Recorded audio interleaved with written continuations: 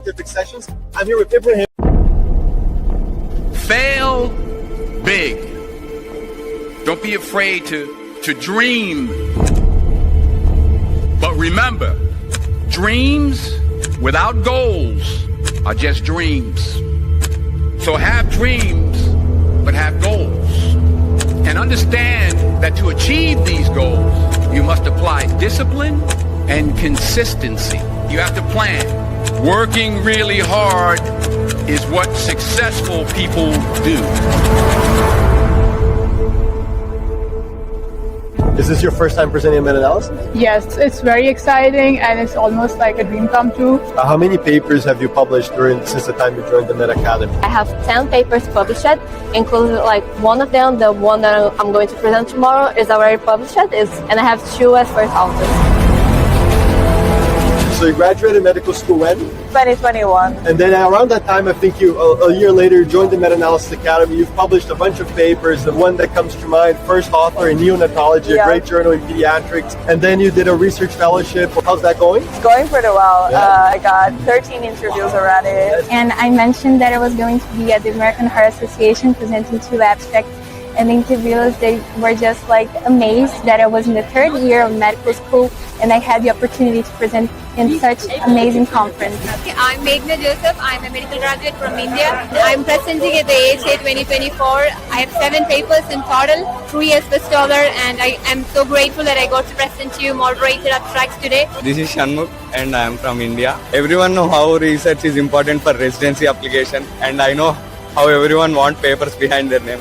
So this is the thing that gave me almost 10 abstracts in 6 months, and full papers are on the way for submission. So you know the importance and you know what to do. Just join the course and you will see the results for yourself. The Meta-Analysis Academy is a community of doctors and medical students who have this mindset that they not only want to get publications done, of course that will happen, but they also have this mindset of excellence, of wanting more.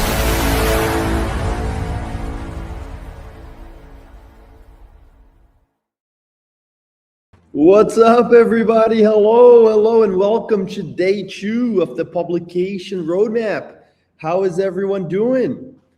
Can you guys hear me okay? I hope everyone is doing well. Again, people from all over the world. It's great to see you guys here from all over, from Iran, from Pakistan, from UAE, and all over. Great to see everyone here. Listen, today's day 2.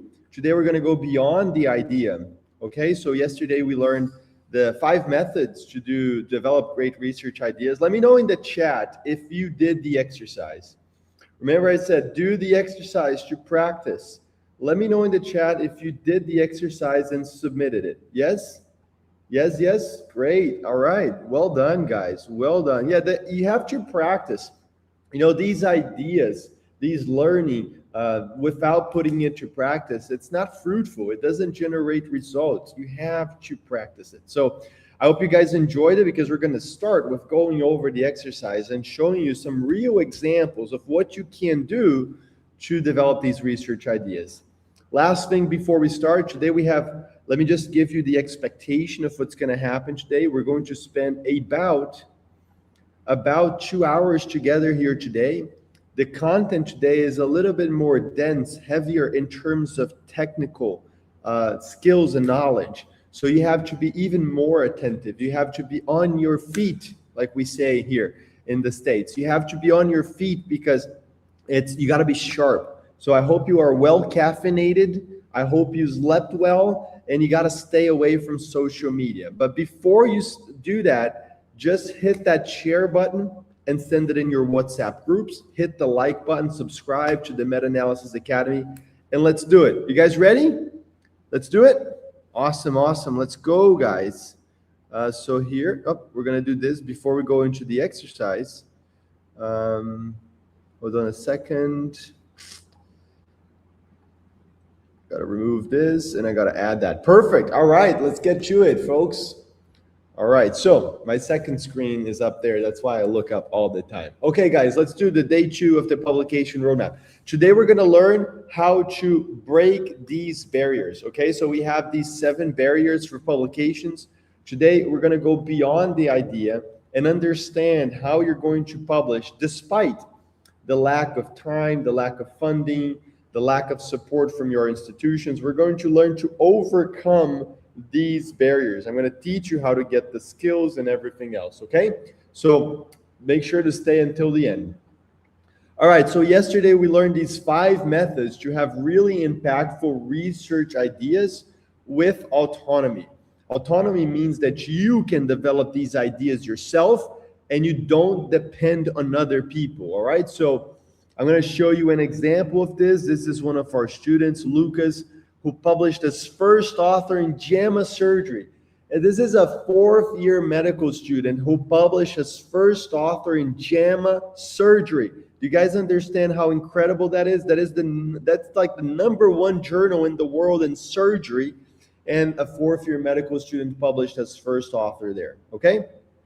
So yesterday we learned these 5 methods to have great research ideas with autonomy: the bedside, recent publications, hot topics, conferences, and guidelines. We're going to practice that here first. We're going to spend about 20 minutes or so, or 30 minutes, doing the exercise together, okay?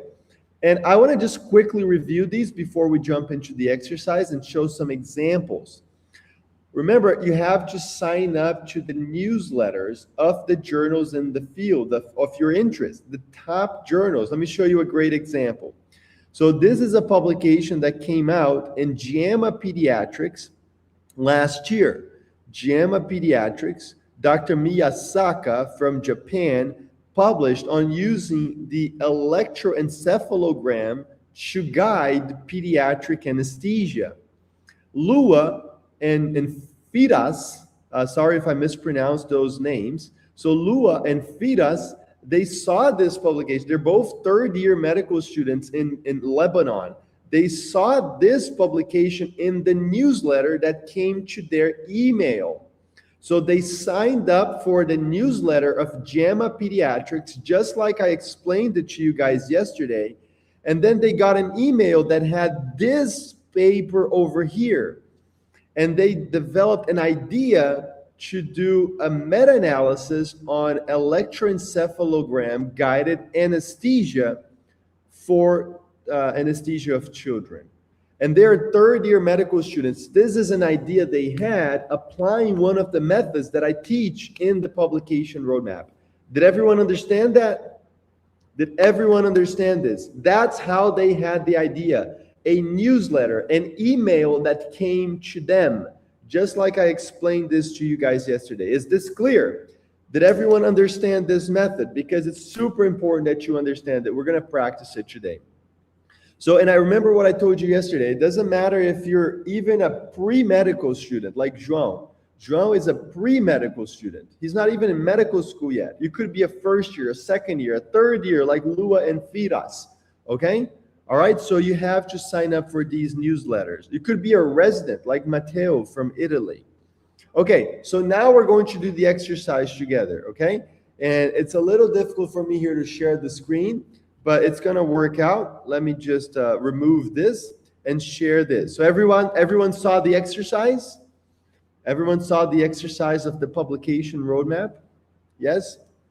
So over here, you guys were supposed to go over newsletters and all those details. So we're going to do this fast. I picked a few examples in neurology, oncology, surgery. Those are popular fields, cardiology. But remember, if you like genetics or ophthalmology or whatever, rheumatology, it also works for all fields, not just for the ones that I'm going to show here.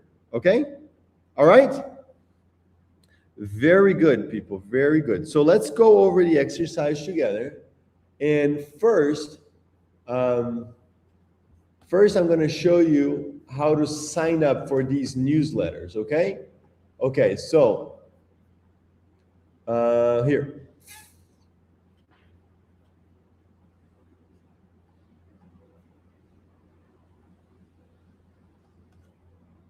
I just got to share my screen. Give me a second. There we go. It's coming. Perfect. All right, listen. So this is the Journal of the American College of Cardiology, okay? JACC. It's one of the top journals in the world in cardiology. A few of our students have already published there, including, do you guys see the live stream with Nelson? Do you guys see the live stream with Nelson as part of the publication roadmap? It's a beautiful story. You guys saw that? He's from Panama. He's an IMG. He did residency in a community program in New York, and he matched for cardiology at the University of Florida. And one of the reasons why he did that is because he published in JACC Advances, one of the JACC journals. And I went over that with him in the live stream. But what you can do here, look, you can subscribe, okay? You can get the latest cardiology research from JACC. You hit subscribe, and you're gonna get a free email every week from JACC telling you about the controversial topics, the new research, the new developments in cardiology. You could also do that for oncology. So this is JAMA Oncology, top journal in the field of oncology. You can just sign up with your name here, okay, your email address, and sign up for the newsletter. It's free, guys. Okay, and then you're gonna get all these exciting things. Look, survival with first line versus second line CDK4 or 6 inhibitor. Okay, so you're gonna get all this stuff here in your email, and these will give you good research ideas. You could do the same with surgery. This is a publication. This is Annals of Surgery, great surgical journal, and you could click here, get new issue alerts. This is all free. This is all free for you to subscribe and get the newsletters to these journals, okay? Same thing here with JAMA Neurology. JAMA Neurology, you could just sign up right here, put your name, email, and you're gonna get the latest in neurology, okay? Let me know which newsletters you guys subscribe to in the chat, please. I wanna hear from you now, okay? Which newsletters did you guys subscribe to? Tell me in the chat. Remember, this is very practical. You're gonna start getting the emails, okay? So JAMA Surgery, New England Journal, JAMA Neurology. What else, guys? What other areas? Journal of Vascular Surgery, that's one in vascular surgery. Okay, here's one in AI, okay, great. JAMA, Lancet Neurology. Anyone from pediatrics? Anyone from psychiatry? Okay, pediatrics, there we go. Very good. All right, you guys did really, oh, this is good. This is good. Let me find, oh, it's too fast. I can't find it. This is one in OBGYN. Thank you for sharing that, Kay. AJOG, American Journal of Obstetrics and Gynecology. BJOG, I suppose that's British Journal of Obstetrics and Gynecology, probably. So those are some good ones in the field. Here's a few in dermatology. Julia, thank you for sending that. Okay, there's one in neurosurgery. Patricio, thank you for doing that. Hematology. This is a really great journal in hematology here. Our students have published there as well. Ophthalmology too. So good job, guys. Very good. Everyone clear on this, right? Everyone clear on this? Good. So now let's go to the other part of the exercise, which is to actually find the research ideas. It's not enough just to subscribe to the newsletters. You have to read the titles and abstracts of things that they've published in recent months to give you those ideas. So I picked some examples here to share with you guys. There we go. And here, I wanna show you that these are all recent publications within the last 6 months in these journals. So this is one in the European Heart Journal, which looks at the risk of ventricular arrhythmias for patients who have mitral valve disease.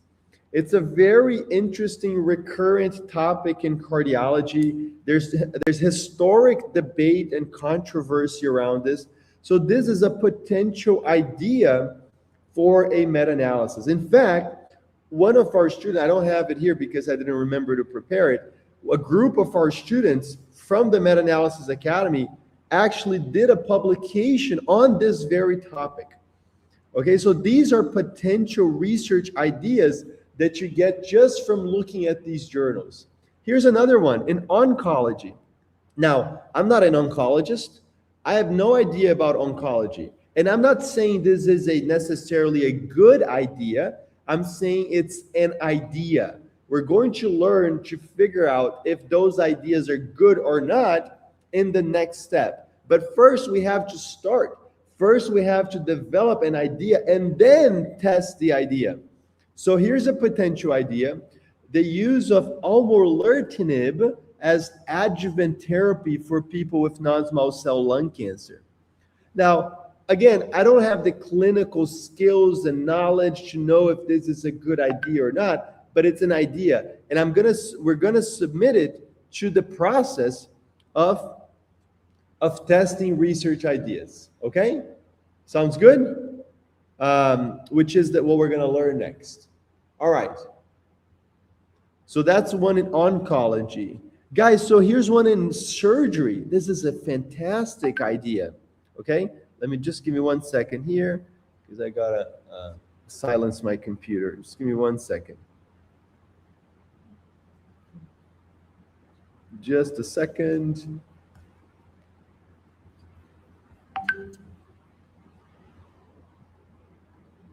Okay, all set. Okay, so this is an idea in pancreas. Okay, so these are patients who have pancreatectomy. A part of the pancreas is removed. Who's team surgery here? Let me know in the chat if you are team surgery. Okay, if you are from the surgical field, here's a great idea for you to consider. The surgeons go and do a removal of part of the pancreas. Now, some surgeons leave a drain in, and some surgeons don't. So this trial evaluated the need for a drain in the surgical site after doing a pancreatectomy, a left pancreatectomy. So this is a potential idea for you guys to work on, okay? You know how to develop ideas. Now, it's not necessarily a good idea. We need to work it. I'm gonna teach you guys how to do that today, but it's an idea. It's a place to start. Here's an example. In neurology, vitamin D and the risk of dementia, okay? So this is a potential idea. There's, came out in neurology, sorry, I clicked on an old article. I'm sorry. This is now good because it's old. It's 2014. I'm not sure how I did that. My apologies. Let's skip neurology. It seems like that's an old one. Remember, it has to be recent because what was controversial in 2014 may not be controversial now.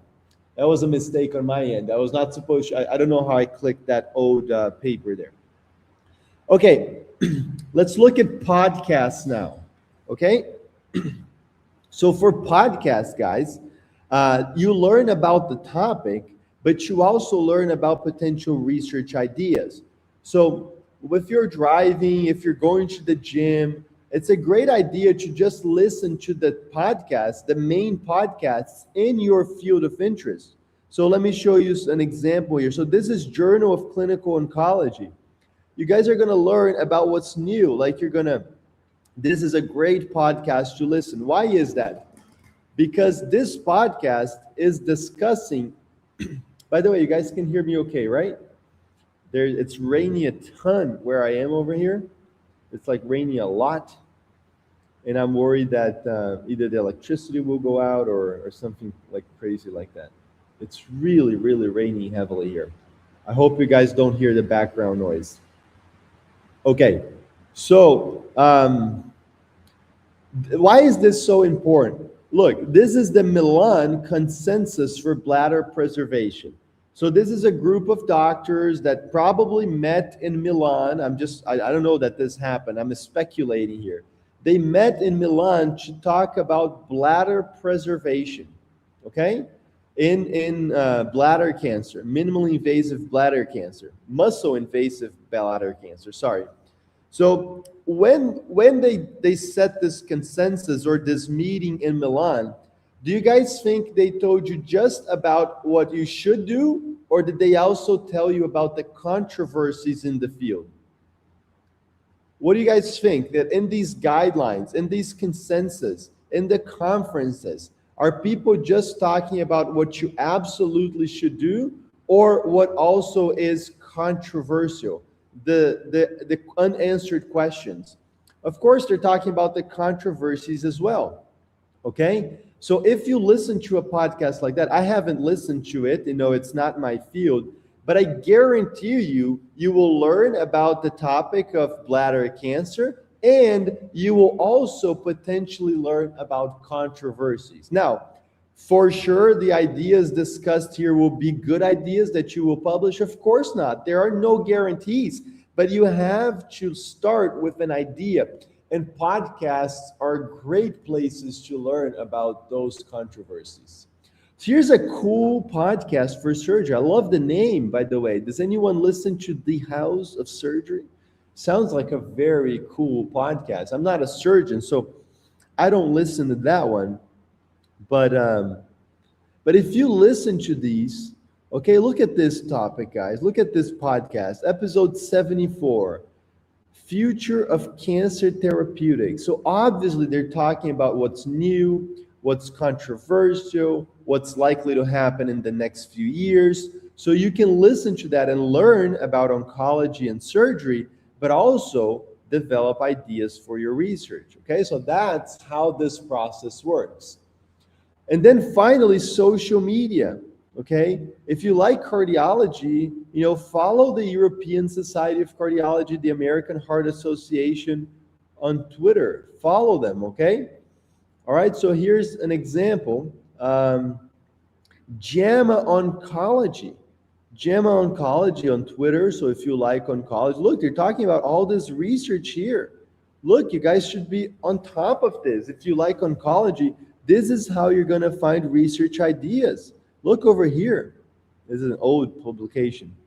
Okay. All right. This is one's more recent from August 2025. These guys got to post more. You're not posting very much. Okay. Oh, I think it's probably because the way I have my Twitter's, this set up, or they're just not updating their social media. Either one of those two things. Okay. So you guys follow these accounts on Twitter. Okay. And you can hear what's new and what they're discussing over there.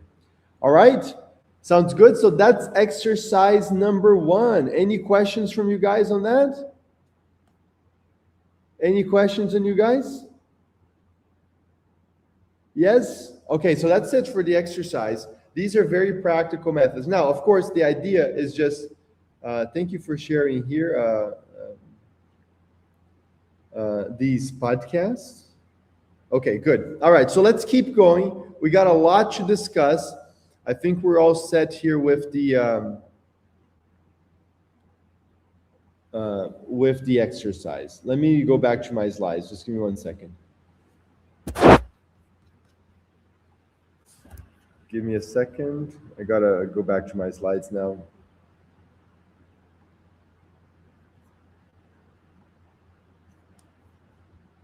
There we go. Good.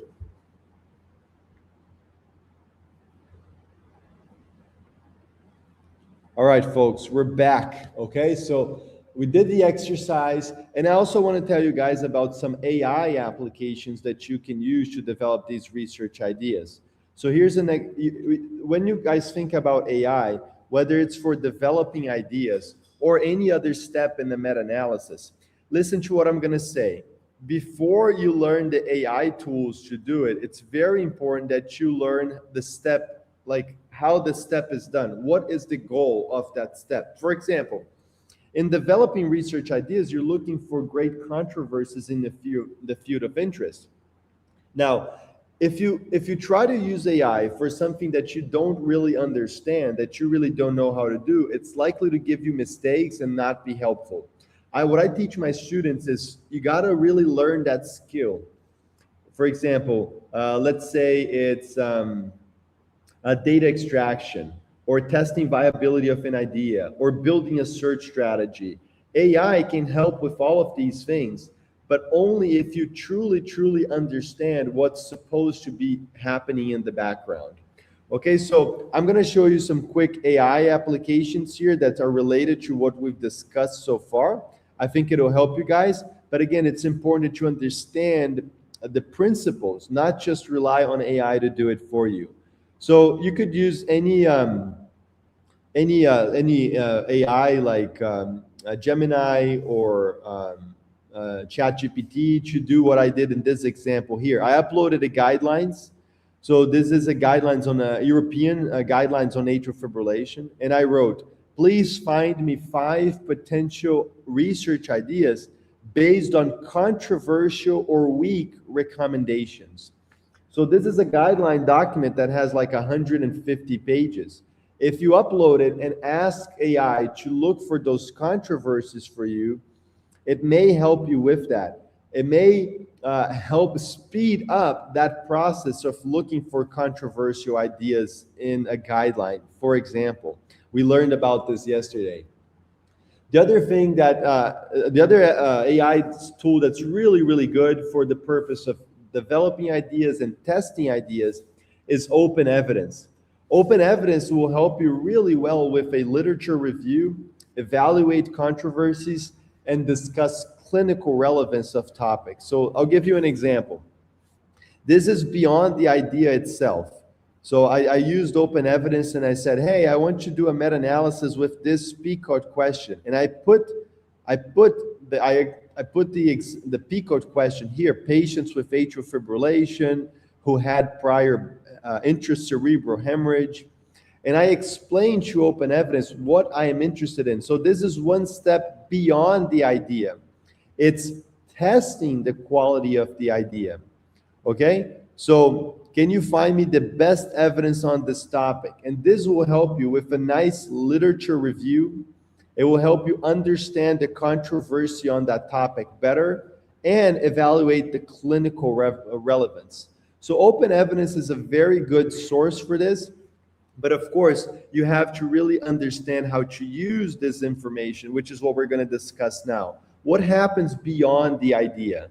What do we do once we have the idea? We're going to learn that in just a second. Okay? Good. And there are obviously many other tools. The principle I want you to understand is that these tools are very helpful if you know the underlying principles. They're not going to do the work for you and without you understanding what's the viability assessment, without you understanding how to build strong and relevant questions. You have to understand the principles, and AI will help you expedite that for you. Okay, so what we're going to do now is we're going to go beyond just the idea, and we're going to learn the different steps of building strong research projects. But in doing this, as I go through the next few slides and the remaining of the conversation, I'm also going to break down all these barriers for you, okay? So that's what we're going to do for the rest of today's session. I'm going to explain to you what happens beyond the idea itself. And when I do that, I'm going to train you or teach you how to break down each of these barriers: lack of time, skills, funding, network, and everything else. And we're going to start with the lack of institutional support. I already went over this yesterday, but just to recap, you don't need support from your institution to do a meta-analysis. Remember what a meta-analysis is. A meta-analysis is when we get studies from the United States, from Europe, from Asia, from Canada, from South America. We get these different studies and we put those studies together and do a meta-analysis, an analysis of multiple different studies. So because of that, you don't need primary access to the patients. People have already done that for you. Like in the example from Lua, from Beirut, from Lebanon. That paper published in JAMA Pediatrics has patients from all over the world, but she didn't have to get access to those patients, okay? She didn't have to go and find those patients herself. They were done by different authors all over the world, okay? So here's an example of this. Look, so Mabel, Chanel, Nancy, Patricia are students of the Meta-Analysis Academy. Look where they're from.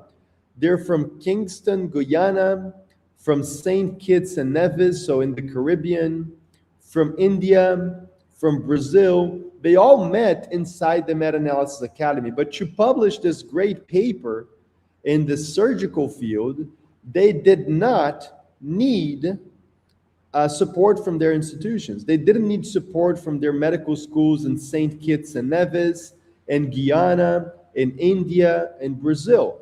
You don't need any institutional support, okay? So Patricia, for example, is applying for surgery now. She's got multiple publications she's applying this cycle. And she did these publications without any support from her medical school. You don't need any support from your medical school for this research, okay? Here's an example from Kangwa. Kangwa is from doing medical school in Azerbaijan, and he's published some great papers as well. So that's the part on institutional support. You have to learn meta-analysis so you don't depend on your medical school and your institution to do that. Okay, so let's talk about the lack of mentors. Okay, that's another barrier we have to break down. So this is an important concept. I want to teach you guys, I want to train you guys on the concept of networking. It's a very popular word. Everyone wants to do networking. Everyone wants to make connections. But most people who are junior in their career don't understand networking well. So I'm going to explain this to you, and I think that this will be transformative in the way that you see your relationships and with mentors and with other people. So I want you to pay very close attention to this. Because if you learn this, what I'm about to explain to you right now, this will already be worth your, it will be worth gold for you in your career. Junior medical students, residents see networking in a manner that is incorrect. And I'm going to clarify that for you right now. So networking, you have to understand, it's not thinking about what the other person can do for you. So when people think about networking, they're usually thinking it in a selfish manner. They're usually thinking, what can this person do for me? So I'm going to connect with someone because he or she can help me achieve residency or give me a letter of recommendation. So a lot of people think about networking in a selfish manner, like how can this other person help me? But networking is not that. You're not going to be as successful with networking unless you see it in this way. Networking is about serving others. Networking is about you building bridges by serving others. So I'm going to teach you how to do this in just a second, but it's a fundamentally different way of thinking about networking.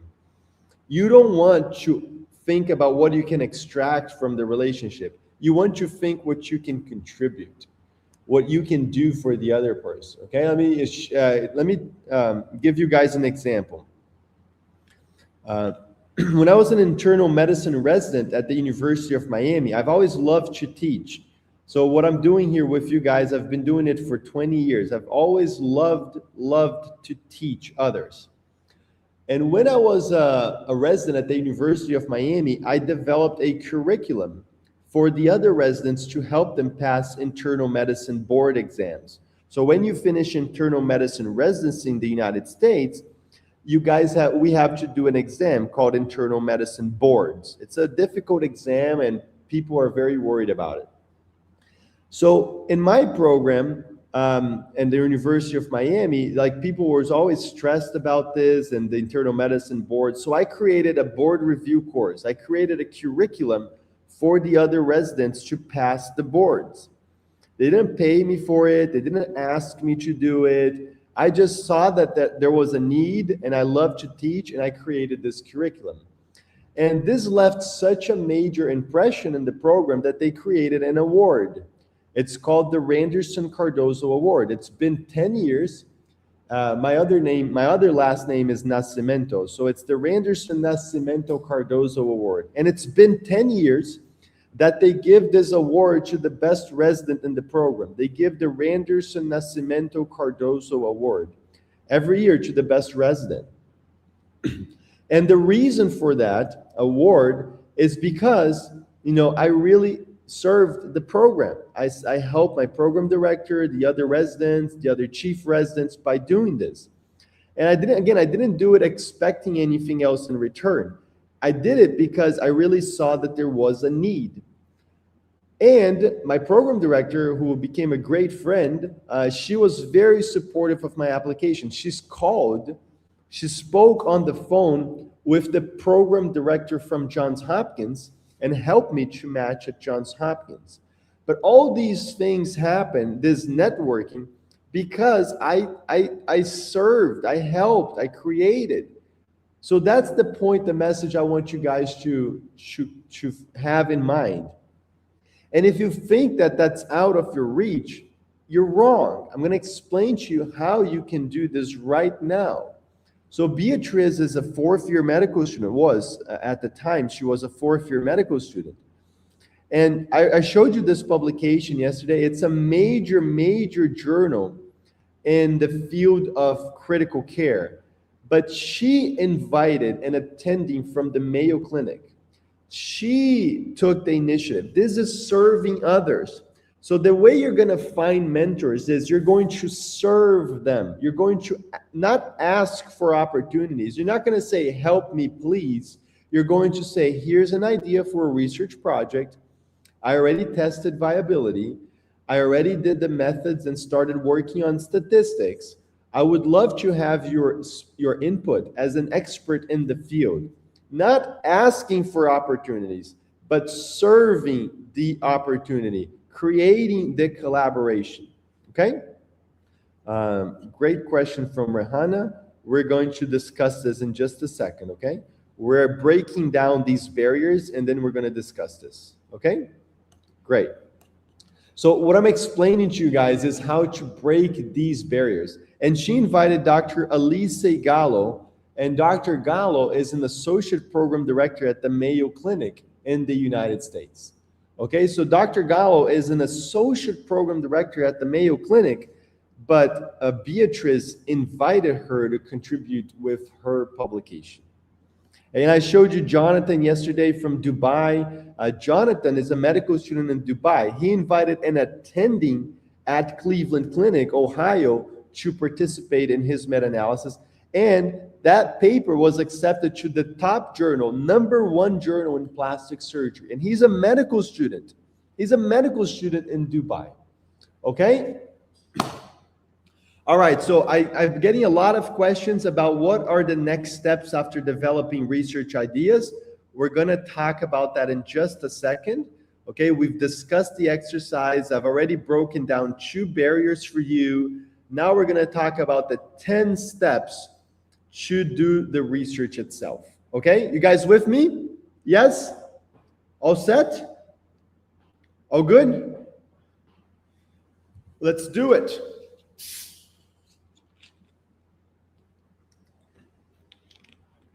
Okay, guys.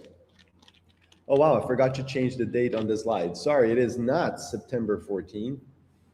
It is not September 14. I changed it in the other slides, but I missed this one. It is February 22nd. Okay, so I'm going to explain these guys to you, these 10 steps, as I also explained the Meta-Analysis Academy to you, because that's what we do in the Meta-Analysis Academy. We're going to go one of the steps every week. It's 10 steps that I'm going to explain the steps to you right now. But I'm also going to explain the Meta-Analysis Academy at the same time, because that's what we do in the Meta-Analysis Academy. We train you on how to go over these 10 steps. So the 10 steps actually start with the idea. And you guys already learned 5 methods. There are multiple other ways to learn to do great ideas. I just, because of the time is short, I only taught you 5. But we teach you many other methods to develop great research ideas in the Meta-Analysis Academy. And then we go over every single step. And I'm going to explain these steps to you right now. But I also want you to understand that that's what we do in the Meta-Analysis Academy. We go over step by step each part of the process. So again, you will learn. I will tell you what these steps are, but that's what we explain in the Meta-Analysis Academy. In our program, in the Meta-Analysis Academy, each of these 10 steps gets 1 full week of training. Each step, like developing ideas, building research questions, testing viability, Every one of these steps gets 1 full week. And what happens in that week? In 1 week of the program, each one of those 10 blocks will train you in 3 parts. First, you watch a lecture. The lecture is a recorded lecture. Then you do an exercise, an in-depth practical exercise on each of those steps. And then the third part of each of these 10 blocks, again, this is for each of the 10 blocks. The third part is CPT, Curricular Practical Training. CPT is a live session where we discuss the exercise together. So like, for example, the exercise on statistics. First, you watch the lecture, but then you guys are going to do the exercise, a real world example on statistics. You download the software, run the codes, generate the force plots, interpret the results. So it's very practical training. And after you do the lab exercise, we do CPT together. CPT means Curricular Practical Training. It's a live session that happens at this exact hour, Sunday, midday London, or 9 a.m. in Brasilia. So we do CPT on Sunday mornings live, but the session gets recorded. So if you miss the live session, you can watch the recording later. And we do that for 10 weeks. Every week, there's a new block. Every week, you will go through a new step of the process. So again, I'm going to tell you what these 10 steps are. But the first thing I want you to understand is that that's what we do in the Meta-Analysis Academy. We spend time 1 week in each block. In each block, you have a lecture, a lab exercise, and a CPT. CPT is live on Sunday mornings in a Zoom session, but it gets recorded, and you can watch the recording later on. We're going to start the next edition of the program, the Meta-Analysis Academy, on March 8th. So on March 8th, we have our first CPT. Okay, so March 8th, we have our first CPT, and then on March 15, we have the second, and then on March 22nd, we have the third. So we go for 10 weeks. Every week, there's a new block. And we also have tutoring sessions. Now, I want you to understand that these tutoring sessions that you see on the screen are from the last edition of our program. Okay? For the next edition, we are still organizing the tutors. And I want you to know the following. These tutors are amazing. They go through a selection process. We only pick the best people. I also do tutoring sessions with you guys.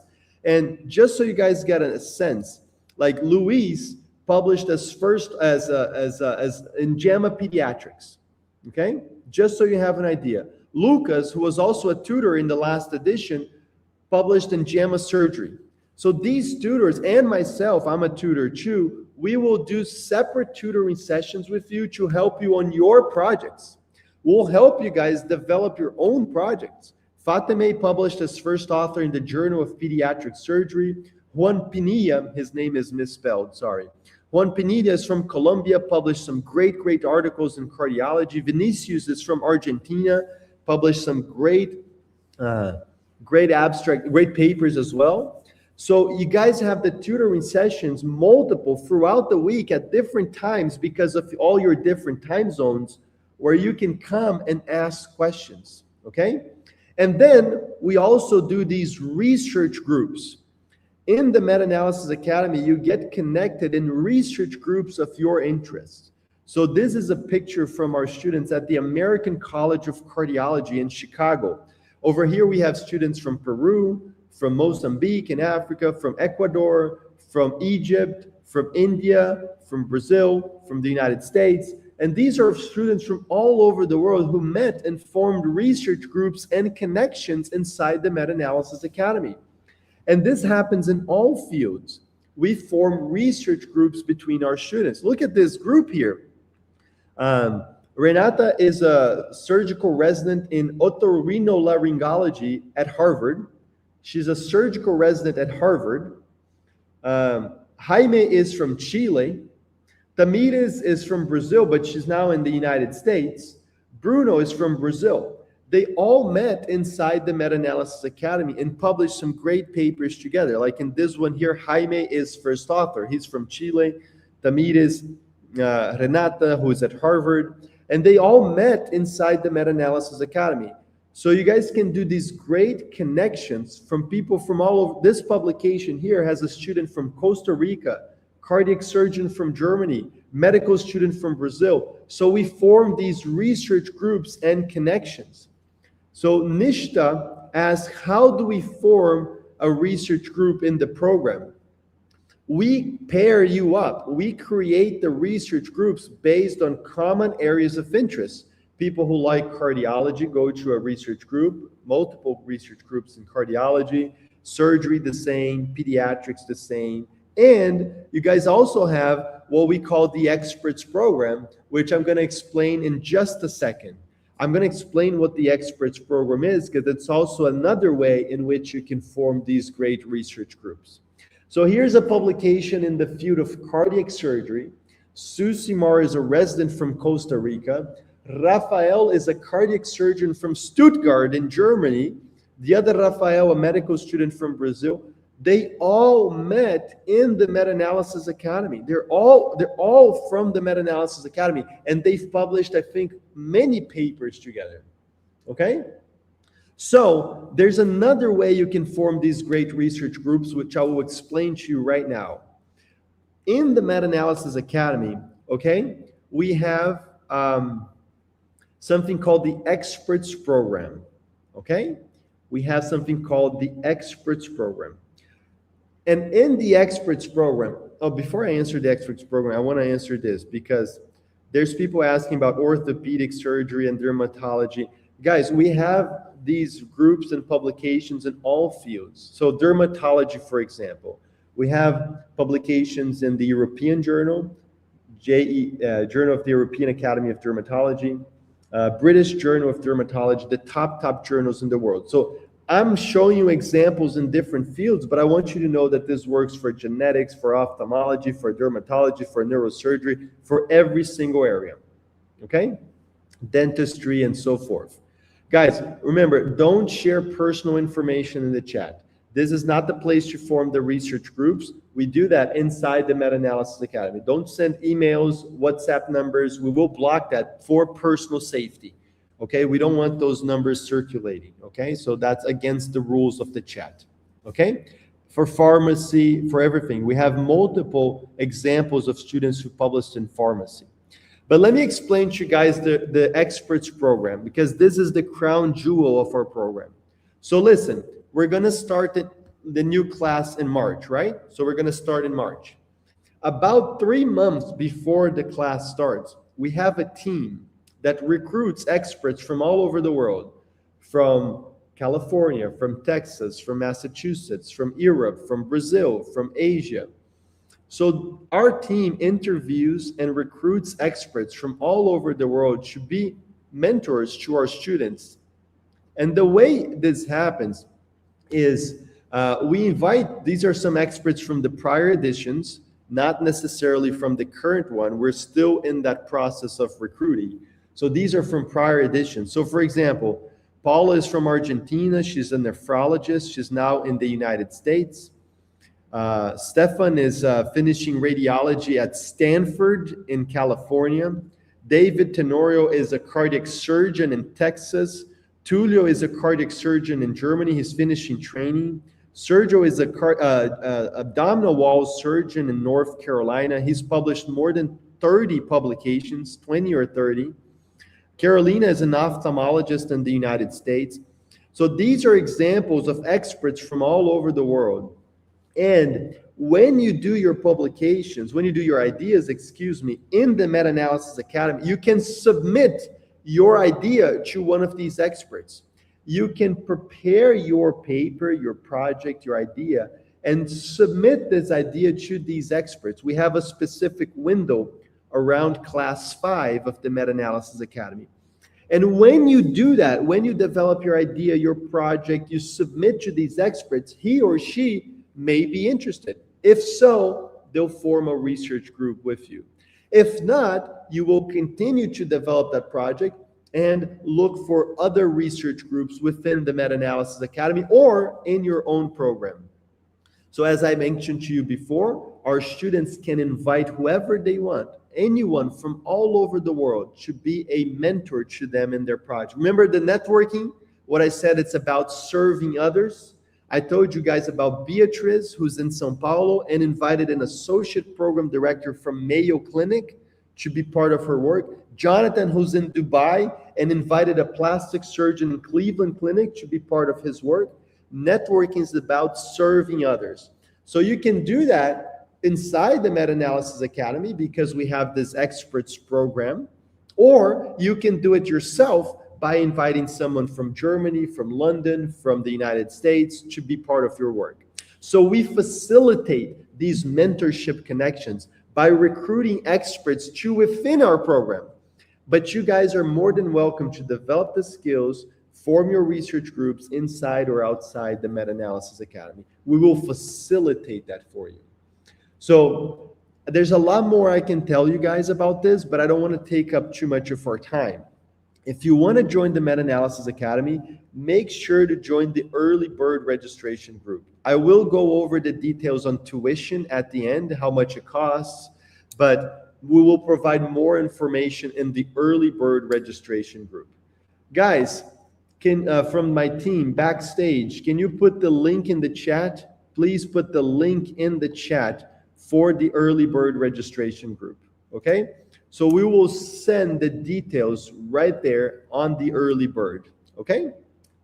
On the early bird group. And also, this is important. Guys, the link, there we go, thank you. This is important, okay? Today, write this down. Because I don't want to take up too much of our time discussing the Meta-Analysis Academy, I'm going to set up a separate question and answer session. So write this down. Today at 5 p.m. London, 5 p.m. London in the afternoon, in a few hours, I'm going to send in the early bird group a link for a Zoom session. And I'm going to be in Zoom with you guys to answer any questions about the Meta-Analysis Academy. So if you guys are going to want to ask anything that wasn't clear, how did the tutoring session works? Can you explain this other detail about the experts program? Whatever questions you may have, you can come on Zoom today at 5 p.m. and I will answer those questions for you. Okay? 5 p.m. London. All right? Got it? And at 6 p.m. London, attention, at 6 p.m. London, 1 hour later, I will also be on Zoom on the same link talking about career questions. So if you want to ask a question about going to the United States, about doing residency, about fellowship, about cardiology, about neurosurgery, about doing a master's, about doing a PhD, if you have any career-related questions, I will be on Zoom at 6 p.m. to answer those questions. Same link. Is everyone clear on that? Everyone got those? Okay. So you guys may have questions. Oh, by the way, the access to the program and the tutoring sessions is not just 10 weeks. It's 1 full year. 1 full year access to the classes and to the tutoring sessions. Okay? All right? So 5 p.m. questions about the Meta-Analysis Academy. 6 p.m. London, career-related questions. All right? We'll send the Zoom link in the early bird registration group. So the Zoom link will be available in the early bird registration group. Okay? All set? I'm going to keep going here. Is that okay, guys? Okay, so now I'm going to do a deep dive in the 10 steps of the Meta-Analysis Academy, which are the 10 steps to publish a paper. Okay, so there we go. I got the date right now. How are we doing in time? We're good. I told you guys 2 hours, right? Normally I would take a break, but the less committed people won't come back. All right, so we're just gonna push on, go on to learn the 10 steps to develop these research skills with autonomy. Okay, so we already learned step number 1 yesterday, which is to develop your research ideas. Let's talk about building the research question. When you're doing a meta-analysis, guys, listen to me, what I'm gonna say. you can't just include random studies, okay? You have to really set very clear what type of study you're looking for, very clearly. Okay, so the way we do that is by building a solid research question.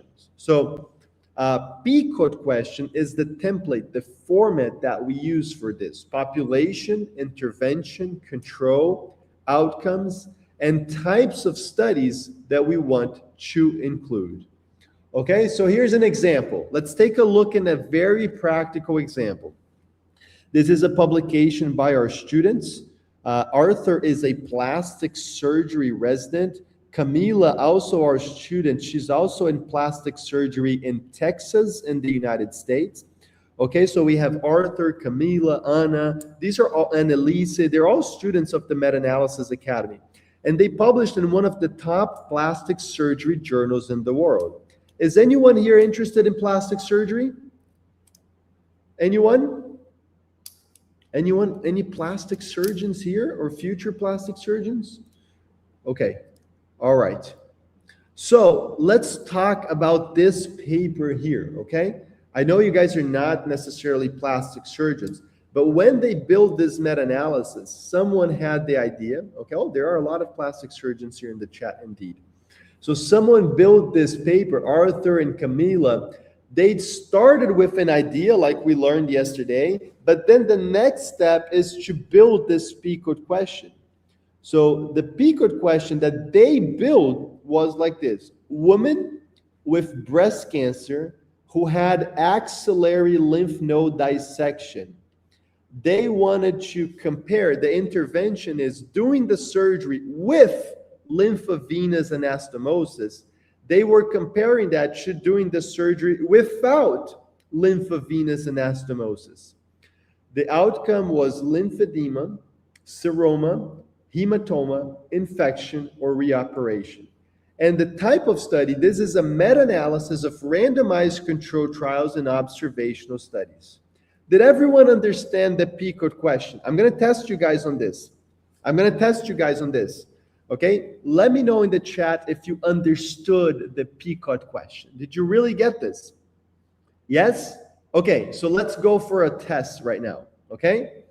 Let's say that Arthur and Camila and Anna are doing this and they find the study. The study that they found has women with bladder cancer. Can they include that study in their meta-analysis? Women with bladder cancer. Can they include that study? Women with bladder cancer. Yes or no? The answer, obviously, guys, in this case is no. They can't. They cannot include women with bladder cancer because their PCOT question says woman with breast cancer. Woman with breast cancer. Let me give you guys another example. Let's say they find a study that was done in South Africa that had 200 women. And then in that study with I'm making this up. This is just to test you guys. Let's say they find a study from South Africa that has 200 women. And these 200 women, 150, all of the 200 women had breast cancer. They all had axillary lymph node dissection. But then 150 of them had no lymphovenous anastomosis. They just had the lymph node dissection. But then 50 of the women also had lymphovenous anastomosis. And in the study from South Africa, they told you the incidence of lymphedema, seroma, hematoma, infection, and reoperation. But it's not a randomized controlled trial. It's not randomized. The doctors, the surgeons decided if they were going to do with or without. It's not a randomized controlled trial. It's a cohort study. Let me ask you this. In the hypothetical example that I gave you from South Africa, can Arthur and Camila and Anna include this hypothetical study in their meta-analysis? Yes or no? The right answer to what I've just described is yes, they can. because the study from South Africa meets every single element. Women with breast cancer, they all had lymph node dissection. They compare a group with and a group without. They gave you all the outcomes, and it's an observational study. But Arthur and his group decided that they were going to include observational or randomized. So this study that we found from South Africa gives all the elements that Arthur and Camila and Anna are looking for. So do you guys understand now why it's so important to create very clear parameters, create very clear PCOT question? Yes? Do you guys understand this now? It's because determining these elements in the PCOT question will serve as the parameter for you to decide which studies you want to include and which studies you will not include. Now, but Rhanderson, how do I build this? How do I decide if just randomized or also observational? How do I decide the outcomes? How do I pick the right intervention and the control? That's what we teach you in the Meta-Analysis Academy. I just want you to understand what what step number 2 is. That's step number 2. Step number 3 is a fun concept, okay? It's the concept of viability. Has anyone ever heard this term, dead on arrival? Dead on arrival. I want you guys to understand this because it's a concept that will be helpful for you in understanding viability. Has anyone ever heard the term dead on arrival? Yes. Okay. Okay, a lot of people have. I'm not talking about patients here, okay? These are not patients who are dead on arrival. That's not what I mean. Someone said that in the ER, but that's not what I mean, okay? So there's a lot of governments around the world which have 2 parties, right? Like in the UK, there's in the United States, there's Republicans and Democrats. In the UK, conservatives, and the Workers' Party, I think. So like all over the world, there's many different countries which have a 2-party system, a more conservative and a more liberal party, okay? In politics, where there are 2 parties, and usually one is in power. Like right now in the United States, the Republicans have the White House, the Senate, and the House, okay? So the Republicans are in control. So let's say that the Democrats have an idea. Democrats are like, hey, we want to give, I'm going to make something up. Like, hey, free housing for everyone, and we're going to freeze rents like they're trying to do in New York. And like, so if the Democrats have an idea that the Republicans oppose, the Democrats can write up the project and they can write 100 pages on that idea. When that project gets to the Senate, to the White House, to the House, that project is dead on arrival because the other party has the majority and they're going to kill the project. That's what the concept dead on arrival means. It means when that bill got to the Senate, the bill was already dead. The bill was already, no one from the other party who was in charge was going to vote for it. Okay? Everyone understand the concept? That's what dead on arrival means. Now, when we go to the 3rd step of meta-analysis, testing viability, the concept of viability means the following. So here, we're in step number 3 right now. I want you guys to keep track, okay? So we're in step number 3. The concept of viability means the following.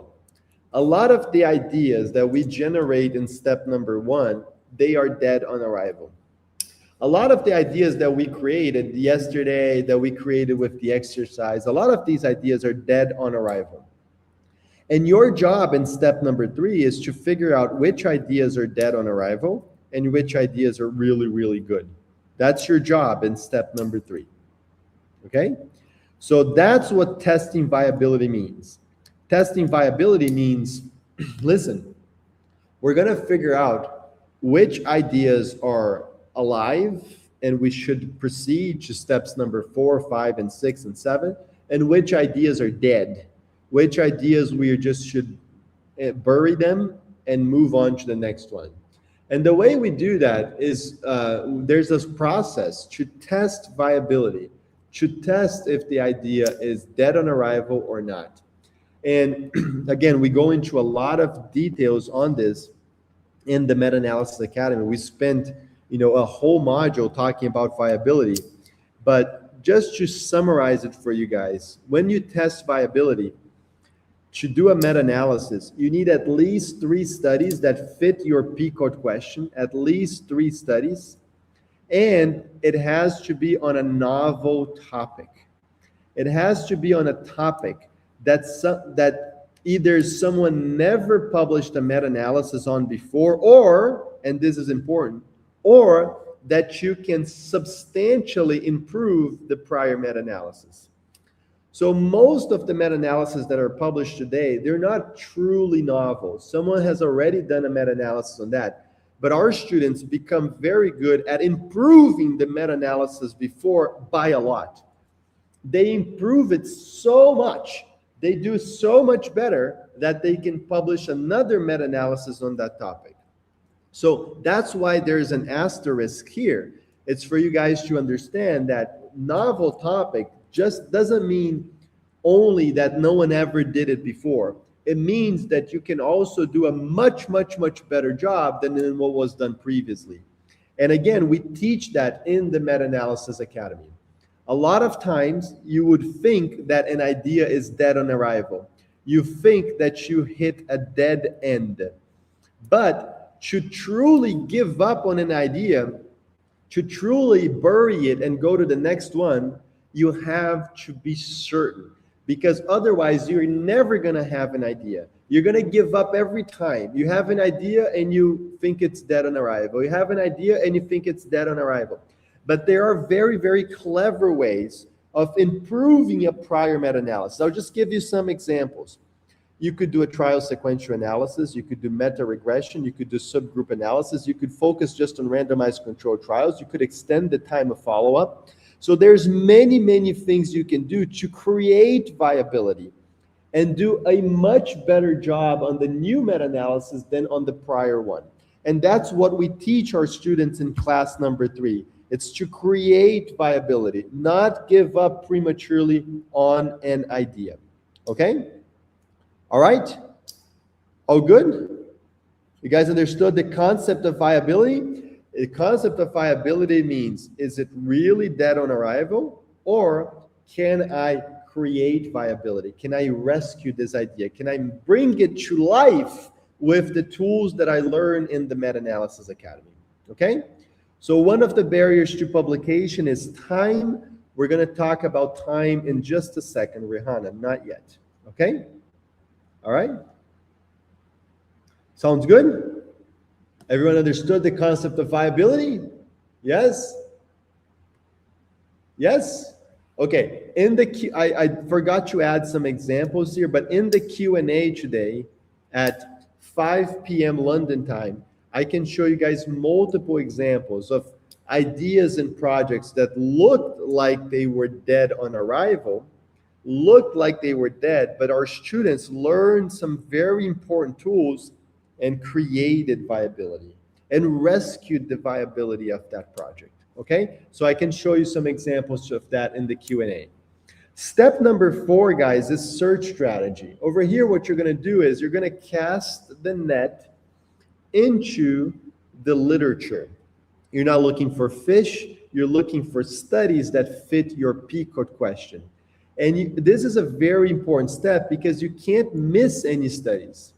So you have to find the search strategy that strikes a balance between finding all the studies that you want, but also it can't be too broad so that your search would have thousands and thousands of studies.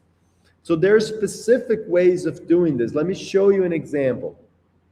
So this is a publication in British Journal of Hematology. By the way, look guys, look at this. Oh, this is so cool. Look, I get too excited about these things. Look, this is the paper from Tomas. This is a systematic review, and updated meta-analysis. Why do you guys think that there was the word updated here? Because it's a first meta-analysis, or because there's a prior meta-analysis on that topic? What do you guys think? Is this the first meta-analysis on this topic, or is there a prior meta-analysis on this topic? There's a prior. So when Thomas developed this idea, remember that I showed you he had this idea from the guidelines. He applied one of the methods that I taught you guys yesterday.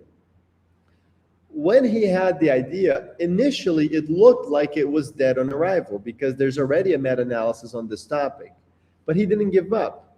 He learned specific tools in the Meta-Analysis Academy to resuscitate the idea, to bring it back to life, to create viability. And then he published a second meta-analysis. Oh, Rhanderson, but that's not good. You're going to keep publishing multiple meta-analysis on the same topic. Well, obviously, you're not publishing the same meta-analysis. You're doing something so new, so much better, that it gets published in the British Journal of Hematology. This is one of the best journals in the world. Do you think they would publish this if it had no value? If it was just a copy of the prior meta-analysis? So obviously not. Thomas and his group figured out ways to make this meta-analysis so much better than the prior meta-analysis. Okay? Everyone good? Yes? So someone's asking, what are these updates? What can we do that's different from the original? That's what you learned in the Meta-Analysis Academy. We spend one whole module talking about all the different things you can. It's not just one thing. There are 20 different things that you can do to improve the prior meta-analysis. Okay? So that's what you learn in the Meta-Analysis Academy. It's to rescue the viability. But here, I want to talk about the point after viability, building the search strategy. So for example, if Thomas was going to search for this meta-analysis, if he wrote just this on PubMed, if he wrote multiple myeloma, like if he just wrote multiple myeloma, he would get 62,000 results. Do you guys think that's a narrow or a broad search strategy? Is it narrow or is it broad? It's too broad. It's insane. No one is ever going to do triage of 62,000 studies. All right? All right? It's too broad. It's insane. But on the other hand, if he did something like this, he would have just 5 results. And that's too narrow. So you have to find the balance.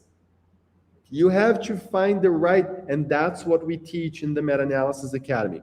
We teach you the right tools using Boolean operators, parentheses, quotation marks, highly sensitive Cochrane filters, mesh terms. We teach you all these tools so you can build search strategies that are really effective. They find all the studies, but they also don't have 60,000 results. So you have to find that balance, and that's what we teach in class number 4 of the Meta-Analysis Academy. Once you build those search strategies, you're going to go to the databases, okay? PubMed, Cochrane, Embase, or Scopus. You're going to go to these databases, okay? All right, so next is study screening. Oh, some people always ask, I don't know if someone asked this, but people always ask, oh, I don't have access to Embase. That's why the research groups are super important, because you connect with research groups that can export the files for you. You guys can work together as a team. So we go over those details as well in the Meta-Analysis Academy. Okay? Okay, so there are some very interesting questions here, like this one by Ganga. Sorry if I mispronounced your guys' names. So how can we be sure that we found all the studies? That's an advanced topic. That's for the Meta-Analysis Academy, okay? These are advanced questions that you guys have that would take time and practice. Remember, the Meta-Analysis Academy is not just about lectures. It's exercise, real-world examples of search strategies, searching the databases, triaging the studies. Okay, so next we go to step number 6, okay? Let's say that you found 1,000 results on your search strategy. Now, 1,000 results is very, very manageable. Everyone can do triage of 1,000 results, and you can do it quite effectively. But you can only go to triage once you're sure of the prior steps. Here's a key mistake that rookie people do. If you want to do meta-analysis like a professional, really learn what I'm about to tell you, okay? If you skip a step, you would waste a ton of time. For example, if you go to do triage before confirming viability, like that's crazy, that's insane. You're gonna spend days doing triage on a paper that's dead, on an idea that's dead on arrival. That's insane, that's silly. So we teach our students to do every single step in order. Don't skip steps, okay? And in this part, in the triage, you're going to separate the studies that you want from the ones that you don't want. Guys, let me see if you're really paying attention. What is this line right here that separates studies that we want to include from studies that we want to exclude from our meta-analysis? Which is this line right here in one word? All right? What is this line? Let's see who is really paying attention. Let's see who's really tuned in to the publication roadmap. Yes, Kay. Yes, guys. You guys are so good. It's the PICOT. Of course, it's the PICOT question. It's step number 2. Step number 2 determines later what we want to include and what we want to exclude. Very good. Very good, guys. So for example, if I'm doing a meta-analysis on a certain topic and I find 1,000 studies, this one may fits the PICOT question. This one does. This one doesn't. Does not. So you have to triage, and there are tools for doing this effectively, okay? We teach those tools in the Meta-Analysis Academy as well. So you can use Ryan, you can use Zotero, for example. We'll teach those in the Meta-Analysis Academy. Now we talk about time. So this is a barrier that we're going to break down right now, because you're listening to this and you're like, oh, this is wonderful. This is wonderful. I can do research without depending on my medical school. But then you're also thinking, oh, I have the exams. I have step 1. I'm a resident and I'm working. Oh, by the way, are there residents listening in here? Anyone is a resident? Tell me where you are a resident, which country and which specialty.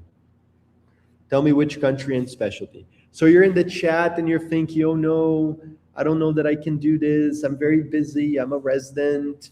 So I'm going to explain to you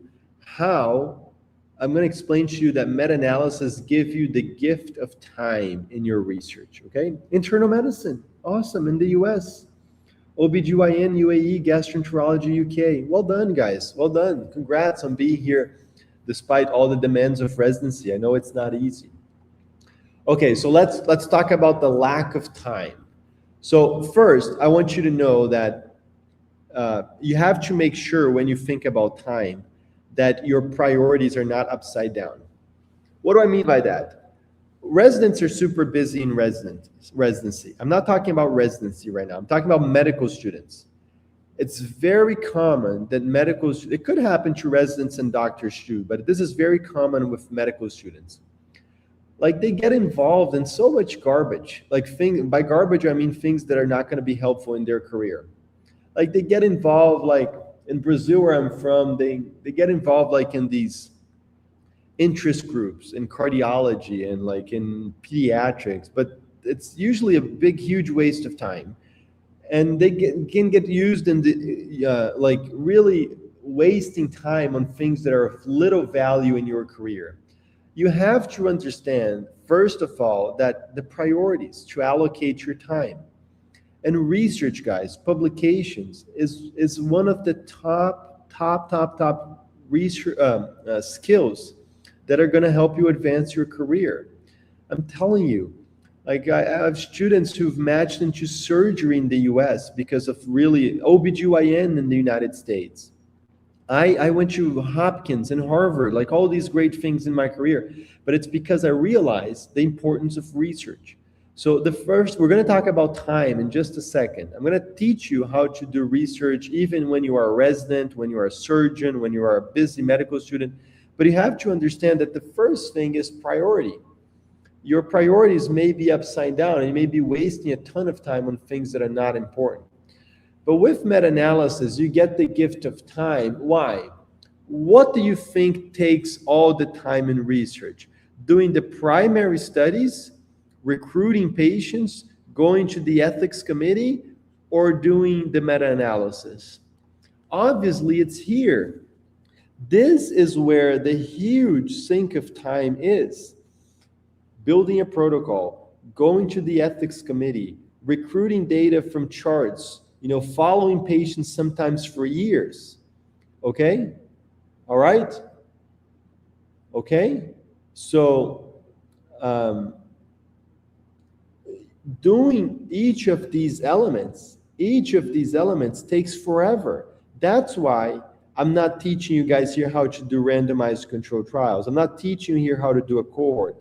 I'm teaching you here how to do a meta-analysis, because it's so much faster on your time. If you did a clinical study, you have to build a protocol, you have to go to the ethics committee, you have to recruit and get consent, collect data from charts, follow patients, collect more data, analyze the data. This takes forever, and you may never see that publication. There are a million reasons why this could fail. But how about a meta-analysis? How long does it take to do a meta-analysis? Well, it takes about 5 to 7 weeks on average. 5 to 7 weeks, once you are well trained.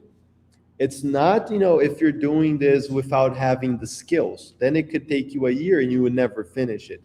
Our students in the Meta-Analysis Academy, once they finish the training, they do on average 5 to 7 weeks. Now, some projects may take longer. The first time you do it, it may take a little longer. But on average, our students take 5 to 7 weeks. This paper here from Lucas, he did the whole paper. He's a 4th-year medical student, published in a top journal in anesthesia. He did the whole paper in 2 weeks. Let me repeat that. He's a medical student with exams, with classes, with everything. He did the whole paper from the idea to submission. So it's important to clarify that timeline. I mean, from developing the idea to submitting to the journal. He did the whole thing in 2 weeks. Sometimes it takes 5 weeks. Sometimes it takes 7 weeks. And this is in the middle of medical school. I've shown you Arthur, who's a resident in plastic surgery. Isabella, one of our residents, is a PGY2 in surgery in the United States. So we have multiple students who are residents, surgeons, interns, studying for step 1. Our students who do the best are the ones who are studying for step 1. Why? Why do you guys think it is? Why do you guys think it is that the students who do the best are the ones who are studying for step 1 or step 2? Because they're motivated. They're motivated. They want to match into surgery, into neurology, into internal medicine. I did the session with Nelson the other day with you guys. Nelson was in residency, published in great journals. So I published 20 papers in 3 years of residency, 20 papers. And these were not low quality. These are high quality papers. Papers that I've published were cited in American Heart Association guidelines. So let me finish off the problem with time with one very powerful statement. Let me listen to what I'm going to say here. It is exactly because you don't have time that you need to learn meta-analysis. If you had time, my friend, you could do a clinical trial. You could do a cohort study even if you didn't have funding. But it is exactly why, because you don't have time, that you shouldn't waste time. Don't waste time trying to do this alone, okay? It's going to take you so much longer to learn. Instead of 10 weeks, you would spend years and not be good at it. You're going to waste so much time trying to do this alone. You won't have the connections. In the Meta-Analysis Academy, you become very good. You become very good fast in 10 weeks. And when you learn all the skills, you can do a meta-analysis quite quickly. Okay? So the structure is built for busy people. You watch one lecture per week. One lecture, guys, it's like an hour and a half. Everyone can do that. Even our students who are surgical residents. We have a student who was an orthopedic resident and published in a great, great journal in orthopedic residency. Okay, the lab exercise, guys, that's the most important part. It's the practical skills. Yeah, it takes time. Yeah, it takes about 1 to 2 hours to do the exercise every week. Some weeks, like statistics, even longer. But you're doing research when you do the exercise. They're not fictitious examples. They're real world examples on how to do statistics, how to do triage, how to search the literature. You're putting in time that returns on that investment. Let me ask you this question. How many people here have spent weeks, months, or even years doing research and never published it? Like, let's say you collected data from charts for months and months at a time and never published. You spent so much time working on an ethics committee project and you never published anything. You recruited patients for a clinical trial and it never published. So this is the problem with doing research. It's not time, it's wasting time. People waste time always in doing research. They invest their time in things that don't give any results. But when you learn meta-analysis, and again, this is the fastest, most efficient way to master these skills. You're going to spend about 4 to 5 hours per week on average. 4 to 5 hours per week. But guys, that's nothing to learn these skills. And you have 1 full year to complete the whole program. So time is not an issue. Look, this guy is an orthopedic resident.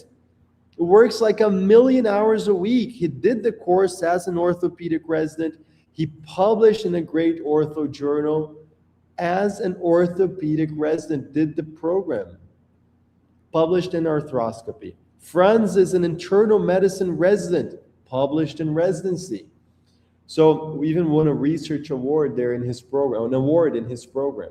So doing meta-analysis, learning meta-analysis, if you're busy, it's the only research thing that you can do. Okay? So CALFA is like in a 1 year trying to get just ethics committee approval. Usually takes 3 months. But remember, with meta-analysis, there's no ethics committee approval. Okay? So we talked about steps number 4, 5. Remember, step number 5 is searching the databases. Okay? Searching PubMed, Embase, Cochrane, study screening. There are tools to expedite it for you. And then step number 7 is data extraction. Let's look at this paper from Mariana. This is published in the European Journal of Cancer, really great journal in oncology. And if we look at the meta-analysis at one of the graphs, it says here that there were 137 postoperative complications, 124 in the other group. So where did these numbers come from? That's what we're going to learn now. These numbers for statistical analysis, you have to go in the paper and find them. That's what data extraction is. Data extraction here in step number 7 is when you go to the papers that you've selected and pull the data that you need. Which data? The data for statistical analysis. You need to get the numbers to then run the numbers. You can't do statistical analysis without having the numbers to do statistical analysis. So then you go into statistics, but first you extract the data. And of course, we'll train you on that as well. Now, you may think statistics is doing this, is doing math. Well, let me explain to you. You have zero math to do when you do statistics. You don't do math when you do statistics. What you do is you operate a software that does the math for you. Obviously, you're going to operate different statistical software, not run the math yourself. So in the Meta-Analysis Academy, we teach you 3 statistical software: Cochrane Review Manager, R, and Stata.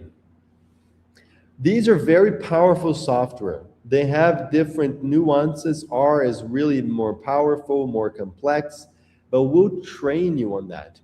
Listen, we have more than 1,000 publications from our students. I've shown you JAMA Surgery, JAMA Pediatrics, Lancet, like all these best journals in the world.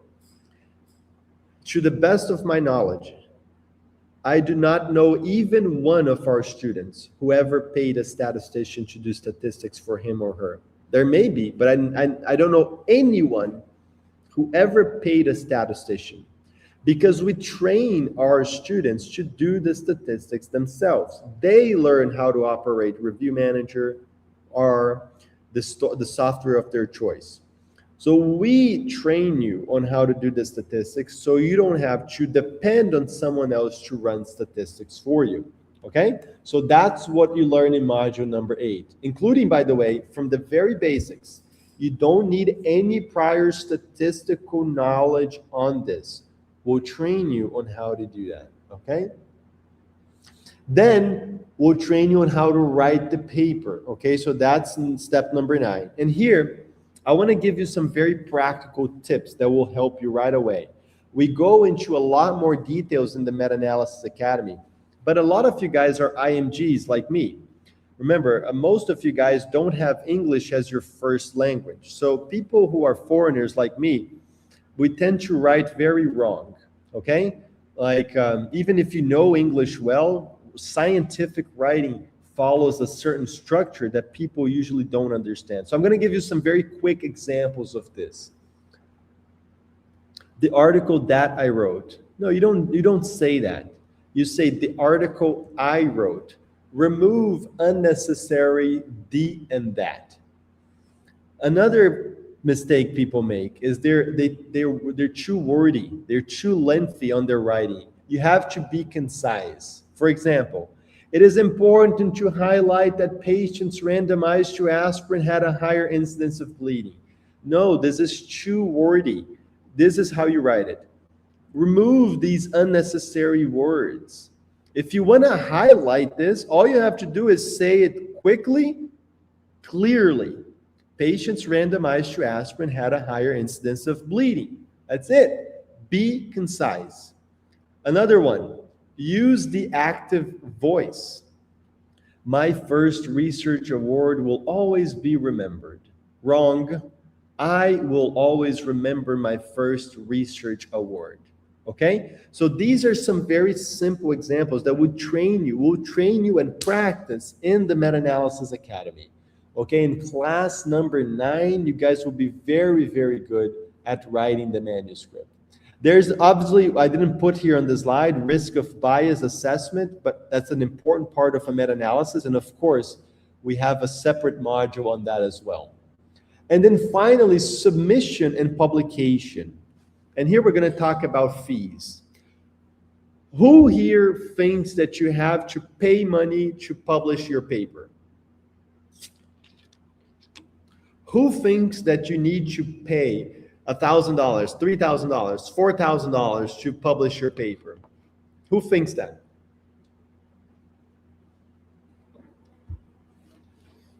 Okay, so you're all wrong. Everyone who says me. I'm going to explain to you about money in research, okay? Let's talk about this because this is important. How much do you guys think it takes to conduct a meta-analysis? How much do you guys think it takes to do a meta-analysis? Well, obviously that's zero, okay? You don't have to pay anything for software. You can use free software like R. Even Review Manager has a free version, so zero for software. How much do you have to pay to recruit patients? Zero.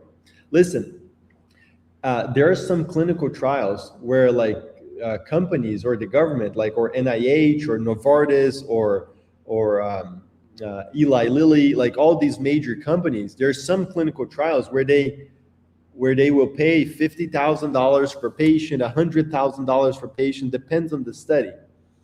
When a meta-analysis, all that has already been done and paid for.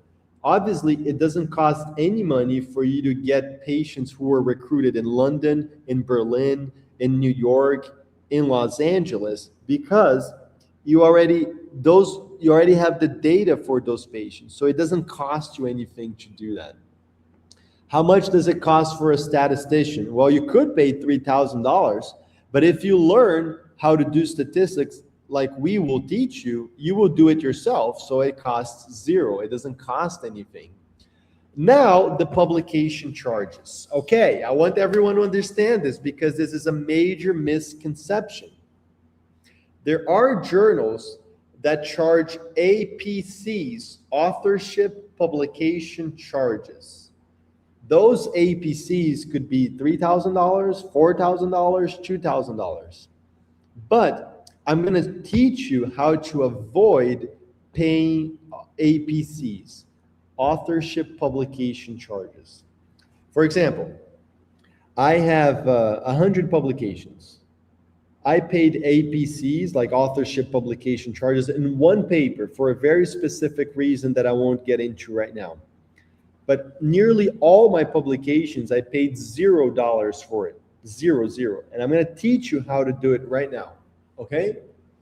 So there are two types of journals. There are journals that are called open access, and there are journals that are subscription-based. Journals are for-profit institutions. These editors, these publishers like Elsevier, Wolters Kluwer, and others, they're for-profit institutions. They want to make money. So how do they make money? How do they make money? They either charge from you or subscribing, okay? Or subscribers. Okay, they either teach from you, they either charge from you, or they charge subscribers.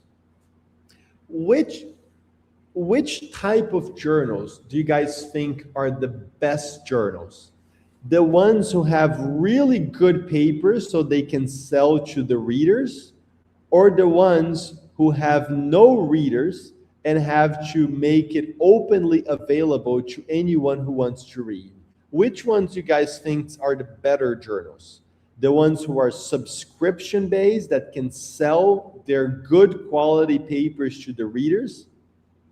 Or the ones who are open access? Obviously, it's the subscription-based ones. The subscription-based ones, they want to attract authors to submit their best research so they can go and resell to the subscribers. Now, just to be very clear, I'm not saying that all open access journals are bad. I'm saying that most of them are bad and inferior. On average, open access journals are either predatory or lower quality. There are some good quality open access journals, but most open access journals are journals you should absolutely avoid because they're low quality and obviously because they charge you a fee. So let me ask you this then. If there are journals that don't charge you anything and they're the better journals, why don't people just publish there? Who can answer me this question? It's very easy, very intuitive. If there are journals who are better, and who don't charge you a publication fee, why doesn't everyone just publish there? Why don't people just publish in the subscription? Because it's harder. Obviously, because it's a lot harder. It's not citation. I'm going to talk about that in just a second. It's because it's harder. It's because it's obviously a lot harder. You don't have to pay anything, and they're the better journals. So it's a lot harder. They're more competitive. It's a lot harder to get into the subscription paid journals. Everyone understand? Yes? Right? Just because they can't, of course. So that's exactly the reason, guys, why you should learn meta-analysis. And because I explained this to you guys. If you publish in ophthalmology, in JAMA cardiology, in anesthesia and analgesia, if you publish in the best journals in the world, if you learn how to do meta-analysis, you don't have to pay authorship publication charges. So more than 95% of the publications from our students are in journals that don't charge fees because they're such good journals that it's hard to publish there, but our students do. They learn how to publish really good meta-analysis. You don't have to pay to publish in JAMA Surgery, in JAMA Pediatrics, in JAMA Cardiology, in Lancet, in Ophthalmology, in American Journal of Obstetrics and Gynecology, in European Urology, in European Radiology, in the Journal of the European Academy of Dermatology, in the British Journal of Hematology. You don't have to pay to publish in these journals because they're super hard to get into. But if you learn how to do meta-analysis really well, like our students, the world is yours. Okay? All right? So subscription journals are better quality. They're harder to get into, but that's why, as Shalom said, you have to have good quality of the paper. You have to learn how to do it really well. Listen, it's not just because you do a meta-analysis that it's going to be accepted in these journals. There are plenty of people who do garbage meta-analysis, really crappy studies that shouldn't even be published, and then they end up in some predatory journal somewhere, paying $3,000. But you guys are going to learn how to do it at the highest level. In fact, if you join the Meta-Analysis Academy, you will hear me say this 1,000,000 times. Do high quality work. Don't do sloppy work. Don't do sloppy work. It reflects negatively on you. You will hear me saying this a gazillion times. Okay, so you don't have to pay anything for these publications, guys. By the way, there is a myth. This is a myth that I want to break. People say that, someone said this, that open access journals get more, open access publication gets more citations. That's a myth, okay? The thing that's going to determine the citation the most is the quality of your paper and the journal where you publish it. If you published in JAMA Surgery, in JAMA Cardiology, do you really think you're going to get less citations because it's not open access? No, you're in the best journal in the world, in the field. You're going to get more citations. So it's a myth. A lot of people have that misconception that if they publish in an open access journal, they're going to get more citations. That is not accurate. Okay. So bottom line, do great quality papers and avoid open access journals. So to summarize, it costs $0 to conduct a meta-analysis, and it costs, sorry, there's a typo. It costs $0 to publish a meta-analysis if you submit it to the right journals that don't charge you publication fees. Okay, so that's the trophy of your hard work. It's those high impact publications. Okay, guys, let's finish up with talking about a lack of network. A lot of you guys are isolated, like in your medical schools, you're really the best of the class, you want to publish, but you don't have support from mentors, or you don't have a good research group. So we're almost done here, but I'm going to tell you guys about this network thing, about collaborations, okay? So the beauty of a meta-analysis is that you can learn all the skills. You learn all the skills. You don't have to depend on a research group. You're not going to do it alone, but this gives you so much freedom to find research groups. Like you could join a research group and it doesn't work out. The people are not really motivated like you are. You want to go to the United States for residency, so you want to publish 5 papers, 7 papers, good quality papers, and people are not as motivated as you. Okay. But then in the Meta-Analysis Academy, you will find other people who are super motivated. They could be in another country. They could be in another continent. But it all starts with you having the skills. I always tell students, like, yes, you're going to find great research groups, but you have to take care of your skills first. If there's anyone in a group that just doesn't do their part, is lazy, doesn't have the skills, they're just not going to go anywhere. People are going to start putting him or her aside. Okay, so autonomy does not mean doing alone. Autonomy, when I say here, you're going to publish with autonomy, it means you know the skills. Look at this beautiful example. Isabella was a medical student in Spain when she joined our program. She's now at Harvard. Isabella with a Z was a medical student in Russia when she joined our program. They were friends. They knew each other. They joined the program together. and they've published multiple papers together in pediatrics and dermatology. And they knew each other, but they also had the skills. And there are plenty of people who meet inside the Meta-Analysis Academy. Like this paper in dermatology has students from Brazil, United States, Russia, Spain, United Kingdom. They all met inside the Meta-Analysis Academy. They all met and formed a great research group there. This one here from Brazil, United States, Argentina. They met inside the Meta-Analysis Academy. So you guys are going to make the right connections within our program. I showed you earlier, look, Renata is a resident at Harvard.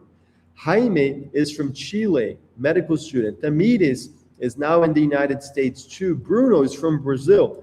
They all met inside the Meta-Analysis Academy. They presented in Miami at the American Conference of ENT. They've published in otorhinolaryngology. But listen, they all have the skills. They know how to develop ideas. They know how to do the research, the methods, the statistics.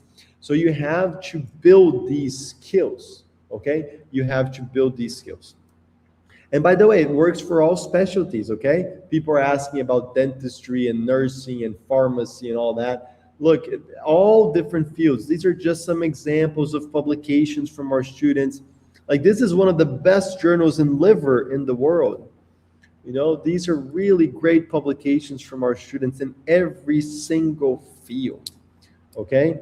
So it works regardless of the specialty and regardless of the medical school or country where you're from. Like this one, Marian is from Romania, first author in major orthopedic journal. Esther is from Paraguay, did residency in the US, published a lot, matched in cardiology, okay? So that's it. I'm going to finish with this very important information about the tuition to join the Meta-Analysis Academy. I've explained to you guys the 10 steps of the process. We teach all of that in great detail in the Meta-Analysis Academy, okay? By the way, I've said this before yesterday. I forgot to mention it today, so I'm going to say it now before I tell you guys the price. The Meta-Analysis Academy is not affiliated with Harvard Medical School, with Hopkins, with the places where I've trained. I also teach a meta-analysis course at Harvard University for Harvard students, but this is not affiliated with that, okay? This is the Meta-Analysis Academy is not Harvard affiliated. I just want to make sure that that's very clear. How much does it cost to join the Meta-Analysis Academy, guys? Okay. So, you know, it's very hard to put a tuition price to this because it's a ton of work on our end. And if we were to put the right price tag, it would be unaffordable to a lot of people. So just to give you some example of how much these skills can be worth in your career, I've shown you the example of Bez, who won a research award of $2,000. So, and that's just one research award that he's going to win over his career, many more, publish so many papers, open career opportunities. So just that one research project helped him win a $2,000 research award. He's from Kerala, India. Carlos did so many great publications that he got a research fellowship position in radiology in Michigan. I don't know his salary, but it's probably around $70,000 a year, $60,000 a year as a research fellow. So can you imagine the value that meta-analysis training had for his career? He was accepted into a research fellowship position, making $70,000 a year. So you guys see the value to your career of learning this? It's incredible. It's like life-changing. So Mengesh also got a research scholarship. Maybe he makes $60,000, maybe it's $70,000 a year. So he's doing a research fellowship in Texas right now at Houston Methodist. Luca won a scholarship for Johns Hopkins and a master's degree.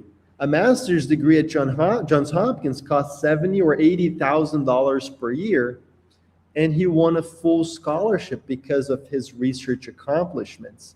So if we were to charge the real price that it's worth, if you think about career opportunities, we would be talking in the order of $5,000, $10,000, $15,000 for this training. So the value in career opportunities, you can't measure it. It can't be measured. How much is it worth to you to get a residency position? How much is it worth to you to get a PhD position, a full scholarship, a green card, successful application? So the true value in career opportunities really cannot be measured. Like, how much is it worth to Natalia, who learned how to publish these great papers and matched for neurology in Colombia? How much do you think it's worth it for her? It's hard to measure, right? The Nilsa, who's from Mozambique and matched at the University of Nebraska, how much do you think it's worth to her having learned how to publish meta-analysis? For Carol, who published as a first author and then had observership at Harvard Medical School as a third year. For Sarah, who was an anesthesiologist in Brazil, but now came to the United States, how much do you think it was worth to her? Okay, so it's very hard to put a price tag on it. We would have to charge a lot more than people are able to afford. So because of that, we have a special discount. Our full tuition is 12 installments of $200 per month. Every month you pay $200. But for people who are going to be in the early bird registration group, it'll be 12 installments of $135. It'll be $135 per month for 12 months. Registrations are going to open tomorrow on Monday at midday London time. Registration will open at midday London time. Okay, and then at that time, there's going to be a bonus for the first people who join. I'm going to explain the bonus in just a second. So to join and pay this reduced tuition, you would have to be in the early bird registration group and get the link tomorrow at midday. We'll send it in the group. Guys, 12 installments. Why do we do that? Because a lot of our students are international, and it can be very hard to mobilize the full tuition at once. So we give the option of paying it in installments, okay? You pay 12 installments, one per month. So if you sign up tomorrow and you choose the 12 installments option, you only pay the first installment tomorrow for $135. If you want to pay everything up front, you can. There's an extra 10% discount. There's an extra 10% discount for that. By the way, this whole thing is cheaper even than an authorship publication charge. Like, remember I told you, if you submit to a bad journal, that journal that's predatory, that journal is going to charge you like $3,000 just for one publication. In the Meta-Analysis Academy, you will learn the skills to publish really strong papers. Really strong papers, everything from developing idea to methods to statistics to writing. And it's 12 installments of $135. Okay? All right? So there's a few final things I want to tell you. There's a bonus for the first 5 people who join. It's very hard to be in the first 5 because a lot of people sign up to try to get this bonus. So I already anticipate that a lot more people register to try to get the bonus than we can give the bonus. But the bonus is going to be a small group mentorship session with me for the first 5 who join. Let me repeat that again. The first 5 who join tomorrow at midday London time will gain full access to a mentorship session with me. Okay? We're going to do a separate time, a 1-hour Zoom session where we're going to have this one-on-one mentorship about career, research, plans, professional plans, any questions you may have. Okay, so that's going to be for the first 5. And then the first 10 who join will gain full access to our EKG training program. I have a program called the EKG Academy where we discuss 400 EKGs together, There are classes on all the topics in EKGs. You get a textbook in EKG as well that I wrote. And you also get a handbook that has 250 EKGs with clinical cases that we discussed together. The EKG Academy, the full tuition price is $600, 12 installments of $50. But you gain full access for the first 10 who register tomorrow. So you get that $600 bonus, the first 10 who join tomorrow at midday London time. All right? Very good. Now, if anyone has any, I see questions here in the chat about the Meta-Analysis Academy. If anyone wants to have a chat about whatever is on your mind, how the program works in any specific matter, please join our Q&A session. Our Q&A session will send the group in the early, we'll send the link in the early bird registration group, okay? We'll send the links in the early bird registration group, and you're able to join to ask any questions you may have. There's only one rule, okay? That it has to be camera on, audio on, okay? If you show up today, camera on, audio on. I want to talk to you and listen to your question, okay? So I know it's late for people in Far East Asia, like Japan, India, but there's just no other time for us to do it before registration opens tomorrow. So I'll send you guys the link in the early bird registration group. Can I ask my team to send one more time the link for the early bird registration group? Yes? Okay. All right. So, oh yeah, so we have two drawings, correct? Let me ask my team here about the attendance. We need to have the attendance. Do you have the attendance link? Attendance link, just a second, guys. I have to ask my team. Hello, team. Do we have attendance? No, apparently they don't have the attendance link yet. Just give me a second. Okay, let me do this. I need the attendance link. Guys, the attendance link, please, in the chat, the attendance link. Okay, so this is the link to join the early bird group.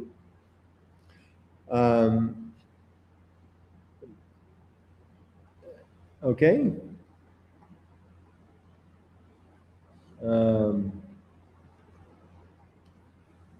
Yes, we're going to do the drawing right now. I'm just waiting for my team here to send the registration. Hello, help.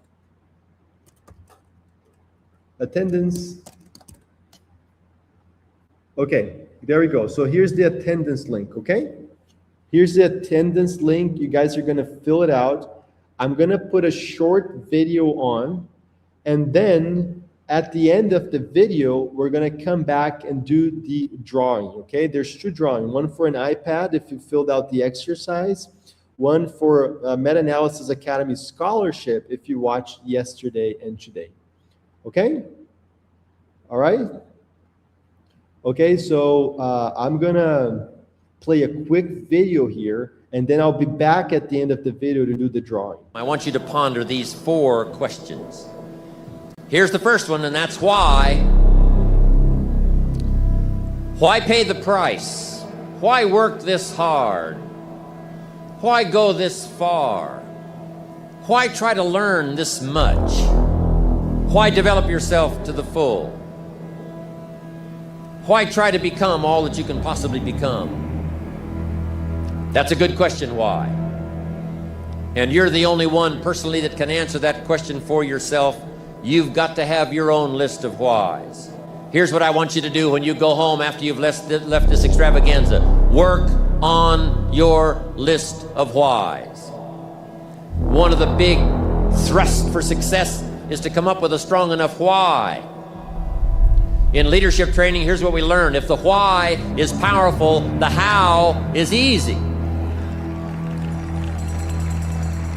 Now, here's number 2. The first question to ponder when you go home is why. Here's another good answer to why. It's the second question. Why not? Why not see how much you can earn? Why not see how much you can learn? Why not see how many skills you can develop? Why not see what kind of person you can become? Why not see what kind of influence you can have? Why not see how many people you can rescue from oblivion? I want you to take that personal. Why not? Why not? Now here's number 3. Why not you? I wish I could say that to each of you individually, but it would take a couple of lifetimes to sit down and talk with each of you individually. But I want you to take it personal. And my personal question to you is, why not you? You've got the brains, you can make decisions, you can study the plan, you can change your life, you can grow immensely in the next few years, you can make your dreams come true, you can build a financial wall around your family nothing can get through, you can become healthy, you can become powerful. Why not you? And I'm here to say that I'm ready to pledge my support to make your personal dreams come true. I asked the question, why not you? But I'm not going to ask it and just walk away. I'm going to ask it and walk with you. And now here's my last question. My very last question on the questions to ponder is, why not now? There never was a better time. Take this dream and not let it die. Take this dream and give it life. Take this dream and breathe into it your own personal spirit until finally it becomes a flame that burns around the whole world. Let's go do it now. Hey everyone, I'm here in London at European Society of Cardiology 2024 Scientific Sessions. I'm here with Ibrahim. I'm originally from Egypt and now a second-year resident in internal medicine and Boston. Can you share a little bit about your research experience during residency? So I had a lot of case reports and then I did that meta-analysis and started doing more of meta-analysis, trying to do more impactful publications. And I was lucky to present at a couple of conferences and now at the ESC in London. Yeah, this is the largest global conference in cardiology, so congratulations to you and your group. Hey everyone, I'm here in London at European Society of Cardiology. I'm here with Nicole. She's from Peru. Just had a presentation here. Nicole, congratulations to you and the group. Can you tell us a little bit about where you're from, your background, and about the presentation? Okay, hi everyone, I'm Nicole Gamarra. I'm a 6th-year medical student from Lima, Peru, and I do a presentation on my meta-analysis here at the ESC conference. And what was the meta-analysis about? My meta-analysis was about sex and racial disparities on patients on ECMO. How did it feel to present at a large conference like this on such an important topic? Well, I just want to say that this is the first time that I do a meta-analysis by my own and that I've been able to present it in a congress like this. So I was so excited to present my results and to feel like my work is getting contributed for the Cardiology Society. How did you learn how to do this? Still in medical school, 6th year, how did you learn how to do meta-analysis? I learned everything in Meta-Analysis Academy. I'm part of the 5th cohort of the Meta-Analysis Academy, and I cannot be more glad with Dr. Rhanderson because he told me everything I need to know to conduct my own meta-analysis by myself. My name is Mangesh Vidya. I'm from Pune, India. I have just recently graduated from my medical school. I am planning to pursue residency in the United States. And how did it feel to present in front of an audience this size? I think this conference has more than 20,000 people participating, and I know you had a lot of people at your presentation. How did it feel? Honestly, it's a surreal experience. The magnitude of your presentation, the impact of your presentation increases many folds when you present at such a big platform. The people you connect with, the people you meet, the things you learn is really magnificent. So I should thank the Meta-Analysis Academy and I should thank you personally, Dr. Cardoso. You were the person because of which I am standing here. I am getting this chance to, show my work to the world. So I should thank you and Meta-Analysis Academy for this wonderful, great opportunity. My name is Simon Pical. I'm a first-year extracorporeal medicine resident from Costa Rica, and I'm really happy to be here and couldn't be more grateful. I learned how to do meta-analysis in the Meta-Analysis Academy. It was really fast, in less than 3 months. We ended up doing my first one in the mentorship program with Rafael in 3 weeks, and it has literally changed my life. I'm so excited for what's coming, for all the people that I've met and all the mentors that I've known. Hello everyone, my name is Amanda. I'm one of the directors of Meta-Analysis Academy, and I'm here at ENDO 2024, one of the largest endocrinology conferences in the world. I'm here with Tamara, who's an endocrinology resident in Brazil, and she brought 3 projects to present in this conference. Tamara, how has the experience been so far? It's definitely been a big experience in my life because it's my first international conference in endocrinology as opposed to presenting. I am already planning the next year and the next conference. I'm truly glad to be here. So I definitely would say that Meta-Analysis Academy has taken my career to another level that I could never imagine. Hi, my name is Aline. I'm originally from Brazil. I am of an upcoming PGY1 in the University of Central Florida in Orlando, and this is the meta-analysis that my group and I did. Hello guys, my name is Marcelo Braga. I'm a third year medical school in the Federal University of Rio de Janeiro, back there in Brazil. And I'm here in American Heart Association presenting my posters. We'll have 3 posters here, 2 today, 1 tomorrow, and an oral presentation in 10 minutes.